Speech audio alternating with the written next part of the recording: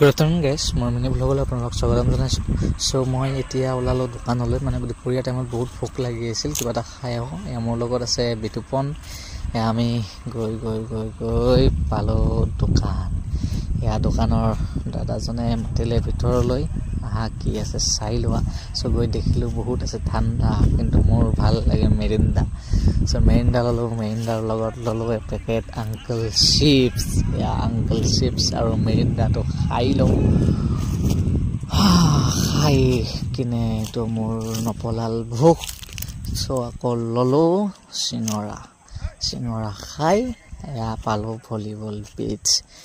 ভাল লাগে ভলীবল দেখি বা খেলি। সো চাই লওঁ কি হয়। সো আমাৰ ইয়াত পালোৱানক চাওক, আকৌ ফালে ভলীবল চলি আছে। সো চলি আছে, ভাল লাগে মোৰ, কিন্তু বলক অলপ খেলিয়ে দিওঁ।